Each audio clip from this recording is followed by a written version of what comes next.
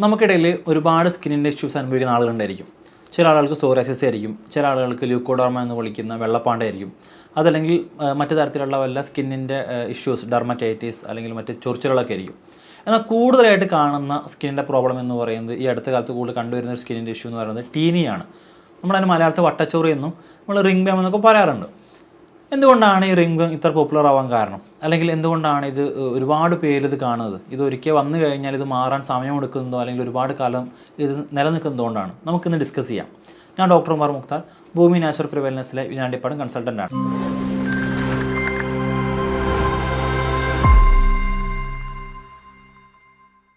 Taenia, ring balm എന്നൊക്കെ വിളിക്കുന്ന വട്ടച്ചൊറി മറ്റ് സ്കിന്നിൻ്റെ പ്രശ്നങ്ങളുമായിട്ട് വ്യത്യസ്തപ്പെട്ടിരിക്കുന്നത് ഇതിൻ്റെ ഒരു സ്പ്രെഡിങ് രീതിയാണ്. ഇപ്പോൾ ഉദാഹരണത്തിന് ഒരാൾക്ക് ഇപ്പോൾ ഒരു വെള്ളപ്പാണ്ട് പിടിച്ചു കഴിഞ്ഞാൽ അത് അയാളെ മാത്രമേ ബാധിക്കുകയുള്ളൂ.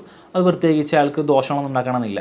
ഇപ്പോൾ സോറിയാസിസ് എന്ന് പറയുന്നൊരു കണ്ടീഷൻ ആവട്ടെ, അതൊരു ഓട്ടോ ഇമ്മ്യൂൺ കണ്ടീഷനാണ്. നമ്മുടെ തന്നെ ശരീരത്തിൻ്റെ പ്രതിരോധ ശേഷി നമുക്ക് തന്നെ ആക്ട് ചെയ്ത് അത് നമുക്ക് തന്നെ ബുദ്ധിമുട്ടുണ്ടാക്കുന്നൊരവസ്ഥ. എന്നാൽ ഈ വട്ടച്ചൊറി എന്ന് പറയുന്നത് ഒരാൾക്ക് വന്നു കഴിഞ്ഞാൽ അത് അയാളുടെ കൂടെ സഹവസിക്കുന്ന മറ്റാളുകളിലേക്കും സ്പ്രെഡ് ആവാനുള്ള ചാൻസ് കൂടുതലാണ്. ഇതൊരു പകർച്ചവ്യാധിയായിട്ട് നമുക്ക് കണക്കാക്കാൻ പറ്റും. അതുകൊണ്ട് തന്നെ ഈ ഒരു അസുഖം വന്നു കഴിഞ്ഞാൽ അദ്ദേഹത്തുമായി ബന്ധപ്പെട്ട് കിടക്കുന്ന ആളുകളിലേക്ക് ഈ അസുഖം പെട്ടെന്ന് വ്യാപിക്കാനും, ഇനി ഒരാൾക്ക് വന്നാൽ തന്നെ അയാളുടെ ശരീരത്തിൻ്റെ പല ഭാഗങ്ങളിലേക്കും വളരെ സ്പീഡായിട്ട് സ്പ്രെഡ് ആവാൻ ഇത് കാരണമാവാറുണ്ട്. ഈ റിംഗ് ബാം എന്നൊക്കെ ഇതിന് പറയാനുള്ള ഒരു കാരണം ഇതിൻ്റെ ഒരു സ്ട്രക്ചറാണ്. മറ്റ് സ്കിൻ ഇൻഫെക്ഷൻസുമായിട്ട് ഇതിനെ പെട്ടെന്ന് മാറ്റി നിർത്തുന്നത് ഇത് പെട്ടെന്ന് നമുക്ക് തിരിച്ചറിയാൻ പറ്റുന്നുള്ളതാണ്. ഒരു കൃത്യമായിട്ടുള്ള ഒരു ബോർഡർ, ഒരു റിങ്, ഒരു മോതിരം പോലെയുള്ള ഒരു ബോർഡറും ഒരു ചുവന്ന നിറത്തിലുള്ള തടിപ്പുകളും അതിൻ്റെ അകത്ത് ഒരു വൈറ്റ് കളർ പാച്ചസോ അതല്ലെങ്കിൽ ഒരു ഭയങ്കര റെഡിഷ് ആയിട്ടുള്ള കളറിലുള്ള ഒരു സംഗതി കാണാൻ കഴിയും.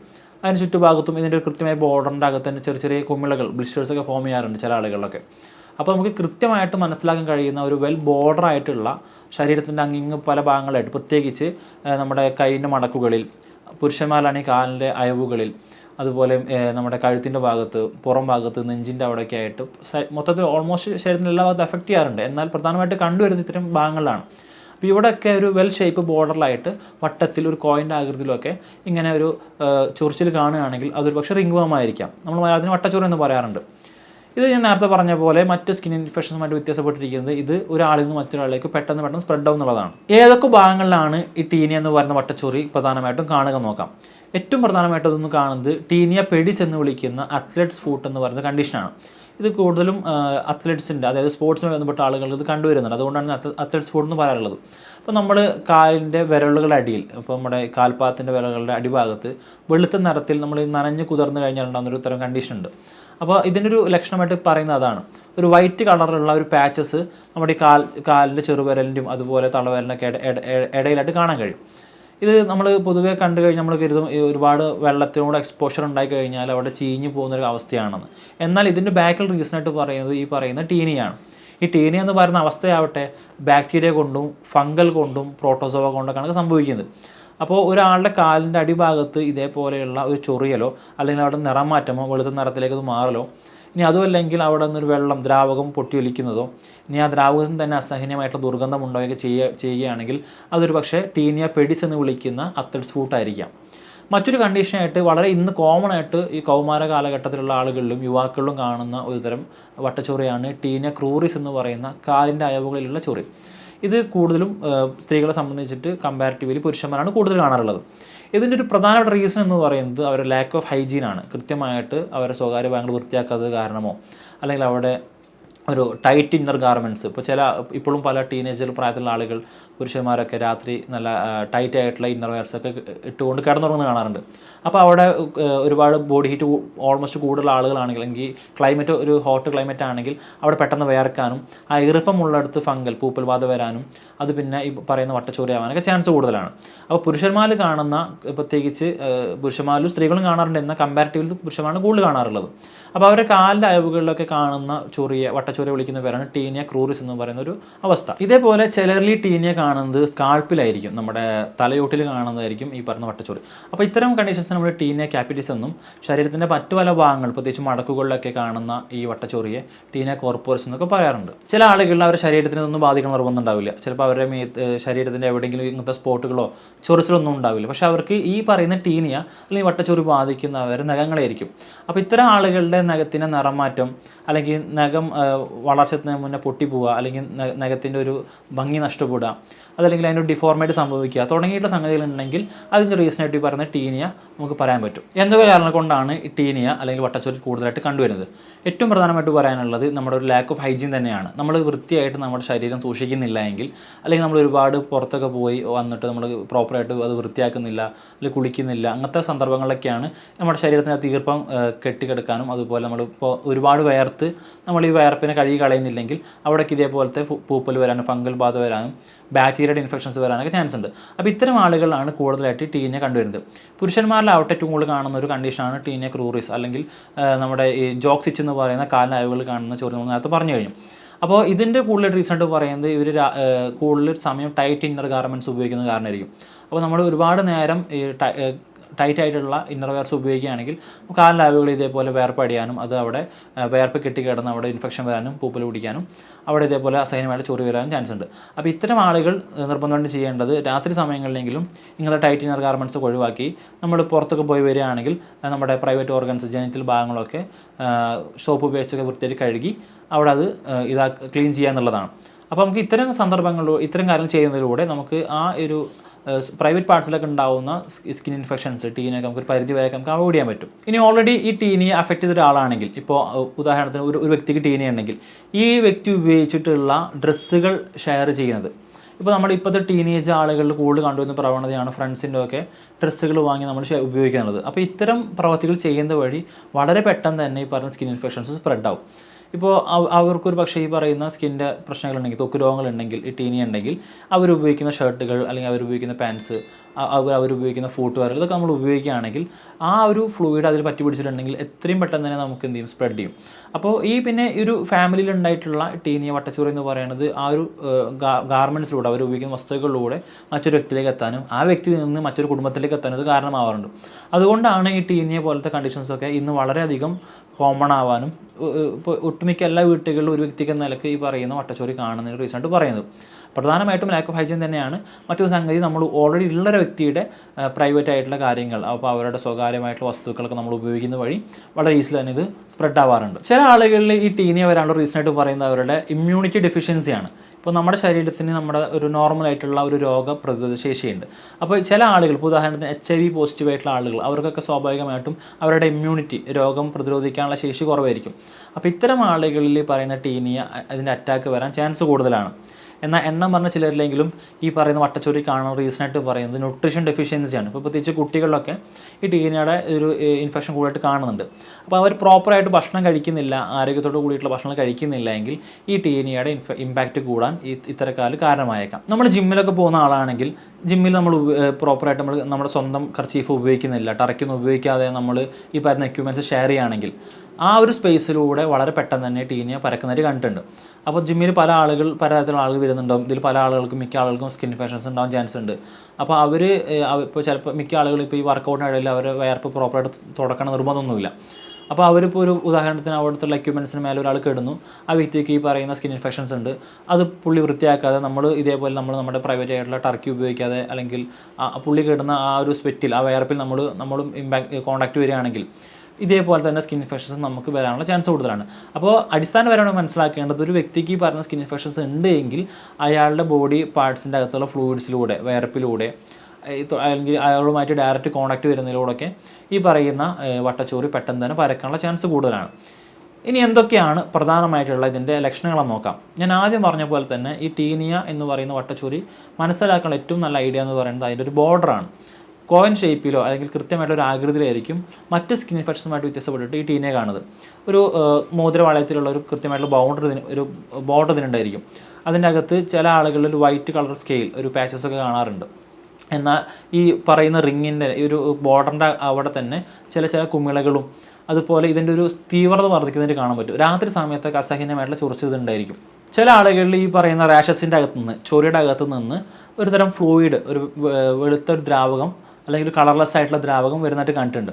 പ്രത്യേകിച്ച് പുരുഷന്മാരിലൊക്കെ കാലിനയവുകളിലൊക്കെ ചൊറികളുണ്ടെങ്കിൽ ഇപ്പോൾ അവർ ഇന്നർ വെയർസ് ഒക്കെ ഉപയോഗിക്കുന്ന ആളാണെങ്കിൽ കുറച്ച് കഴിഞ്ഞാൽ അവരുടെ ഇന്നർ ഗാർമെൻറ്റ്സ് ഒക്കെ നനഞ്ഞിരിക്കുന്നത് കാണാൻ പറ്റും. ഇത് ഈ ടീനിയുടെ അവിടെ നിന്നുള്ള ഒരു സെക്രീഷനാണ്.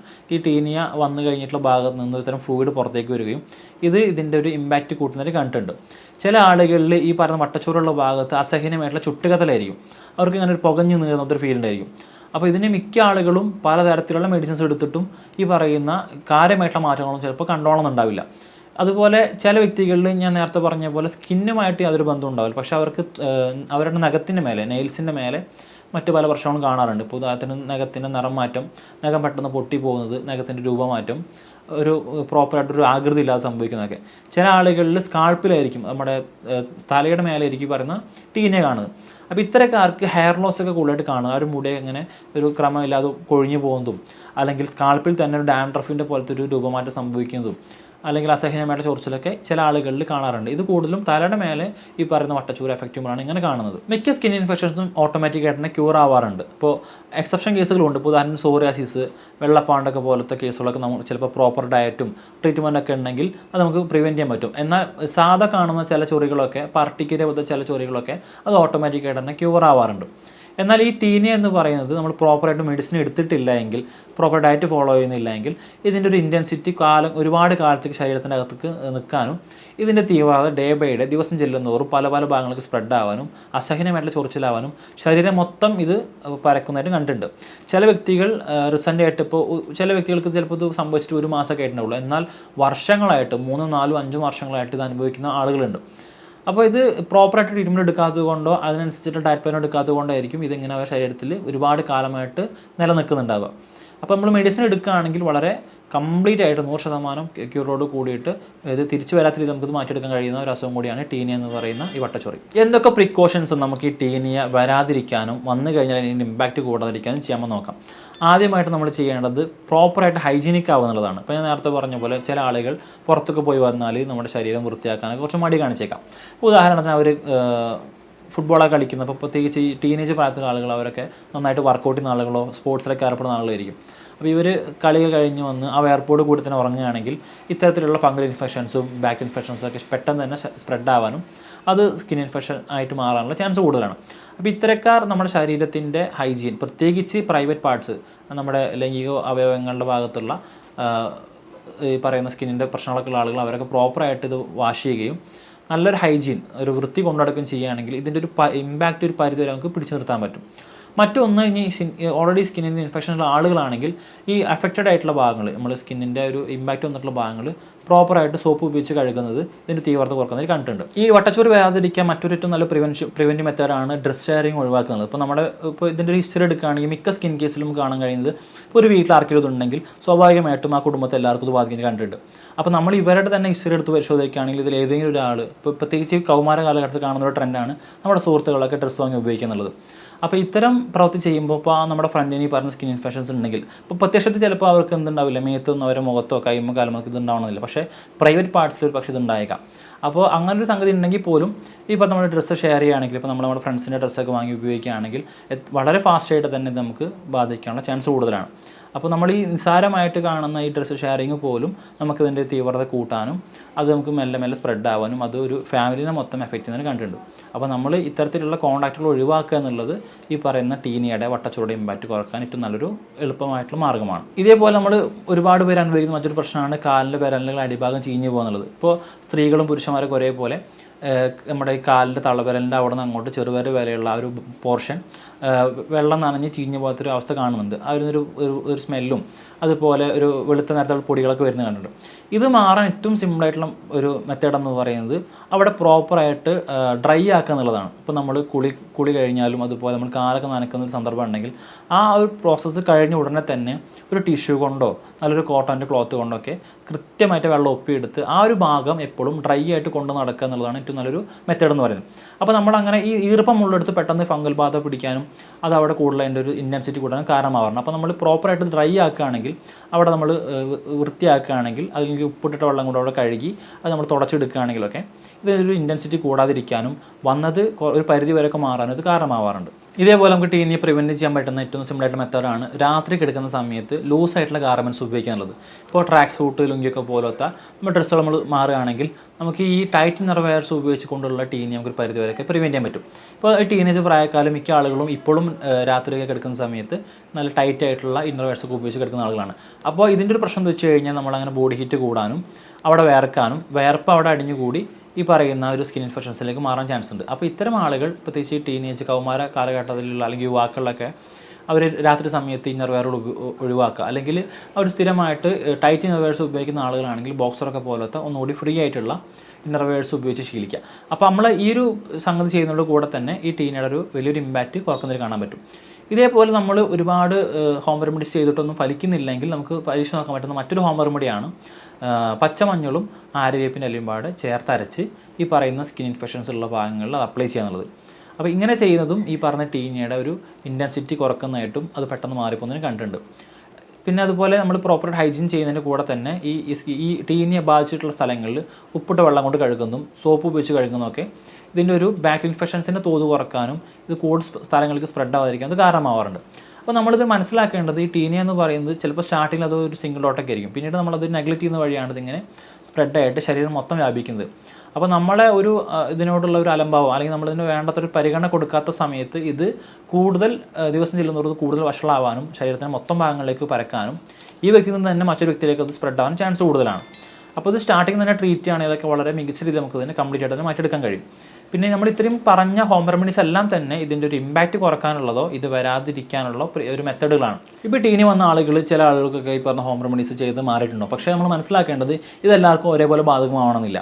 ഈ പറയുന്ന ടീനിയ വട്ടച്ചോറയൊക്കെ ഒരിക്കൽ വന്നു കഴിഞ്ഞാൽ വളരെ പെട്ടെന്ന് തന്നെ അത് സ്പ്രെഡ് ആവുകയും ഒരുപാട് കാലം നമ്മുടെ ശരീരത്തിൽ ഇത് നിൽക്കുകയും ചെയ്യും. അപ്പോൾ ഈ അസുഖം വന്ന ആളുകൾ ഉടനെ തന്നെ ഡോക്ടറുമായിട്ട് അവിടെ കൺസൾട്ടേഷൻ എടുത്ത് ഡോക്ടർ ഉപദേശം തേടി പ്രോപ്പറായിട്ടുള്ള മെഡിസിൻസ് എടുത്ത് ഡയറ്റ് പ്ലാൻ ഫോളോ ചെയ്യുകയാണെങ്കിൽ കംപ്ലീറ്റ് ആയിട്ട് നമുക്ക് മാറ്റാൻ കഴിയും. നമ്മളിതിനെ അവോയ്ഡ് ചെയ്യുകയാണെങ്കിൽ ഇത് കൂടുതൽ സ്ഥലങ്ങളിൽ സ്പ്രെഡ് ആവാനും ഒരു വ്യക്തിയിൽ നിന്ന് മറ്റൊരു വ്യക്തിയിലേക്ക് പരക്കാനും ചിലപ്പോൾ ഒരു ഫാമിലിനെ മൊത്തം എഫക്റ്റ് ചെയ്യാനും ഇത് കുറേ കാലത്തേക്ക് ബുദ്ധിമുട്ടുണ്ടാക്കാൻ ചാൻസ് ഉണ്ട്.